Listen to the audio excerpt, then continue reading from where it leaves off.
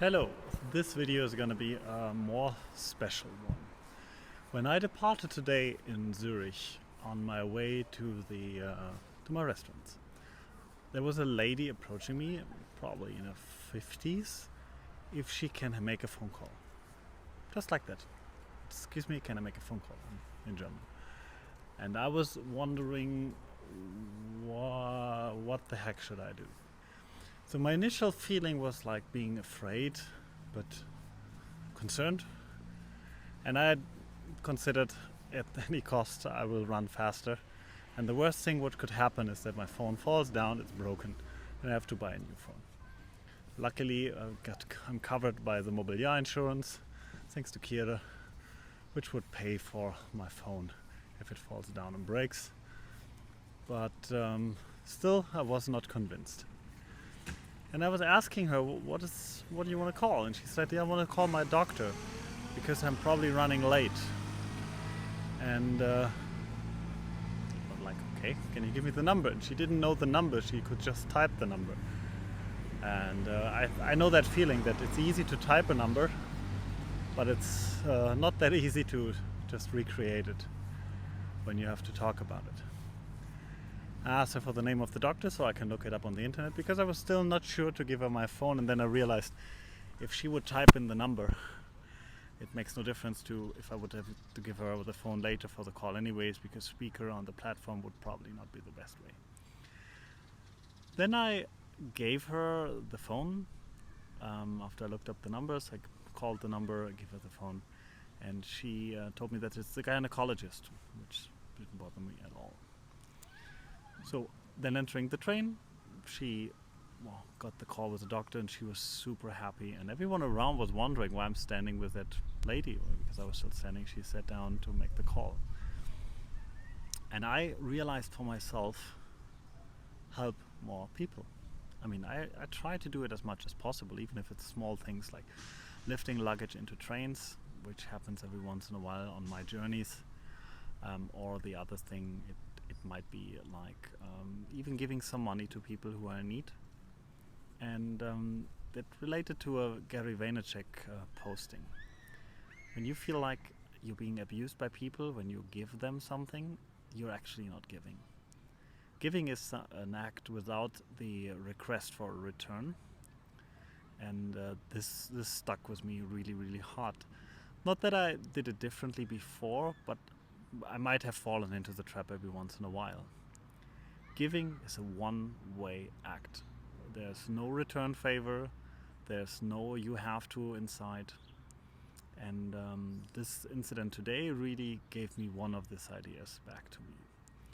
On the other hand, we had a beneficial part today the other way around, that a business partner from us borrowed a chair to one of my workers because she needs to sit down every once in a while when she's working. And this chair she's having now has a backrest, so that's a lot easier for her if she has to work longer stints. And no one had to do that. They didn't have to give us the chair or borrow us the chair or whatever, but they did anyways. And I'm sure they didn't expect any show of gratitude besides the thank you, but I want to do that because that's something which is not usual. And I can continue this on a work level with people jumping in another restaurant, jumping in for other people's shift, or even just covering someone else's weakness for a day if the person is not feeling 100% or something. But we can scale that down to really small things. Even if you're just living in a multi-residential house, you can just do small things as like taking the trash from the neighbors if they place it in front of the door. And in Zurich that's easy to distinguish if it's trash, because we have to use like specific trash bags where everything comes inside. And those are small like habits you can implement in your life to make everyone's lives a little easier. I mean, we do that also at work, where sometimes you see that one of the neighbors has their paper already prepared and just want to bring that to the sorting facilities. You just ask. I mean, sometimes just taking some pieces will give a benefit for another person. And at the end, this can continue to public transport tickets you still have, which are valid for like the bus for the rest of the day. And yeah, there are awkward moments inside, but the benefit and the reward of it, if it works out well, is even bigger.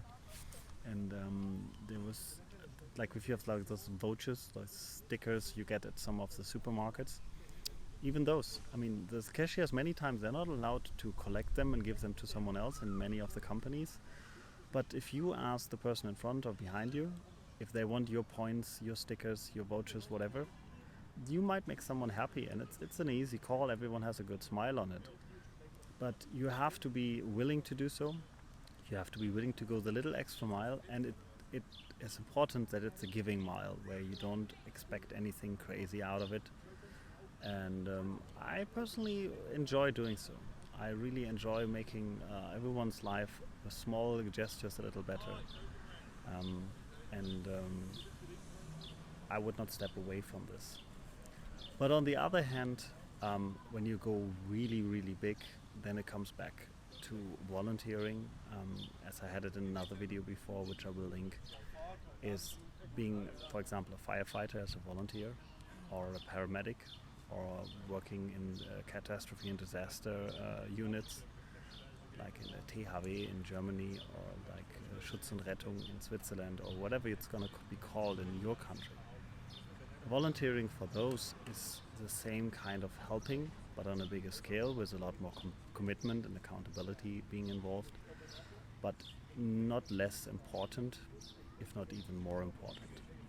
Because if you have the time and you have the opportunity to help, I think there's also an obligation to do so. It's like, on the other hand, if you're rich, that's a liability to help the society, as Warren Buffett is also saying. But on the other end, if you have the abilities to help people, you can see blood, you don't have a problem with needles, I think you should give a helping hand and volunteer also in a paramedic unit or a medical unit. Even if it's just like small things, helping in a hospital, helping in an elderly home, to play games with people, play games with kids, play games with older people, or just being there to talk to people. In Germany that's called the Grünen, I think it's the Grünen Frauen, so it's like not a nurse, but you're just there for conversation, for like sharing experiences. There's so much needed on conversation, which is right now is not possible in hospitals, especially to be delivered by the nurses, because they have a low key of people being set up inside the hospital for certain tasks, where I would basically say, if you can help on any of those occasions, go for it. That's going to be beneficial for you. It's going to be beneficial for society.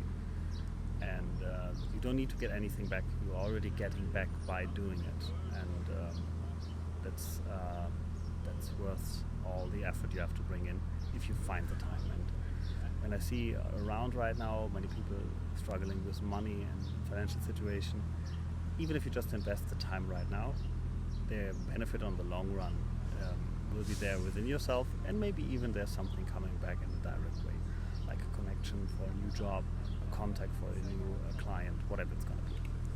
That's it from my side for the moment. Have a great one, and see you next time.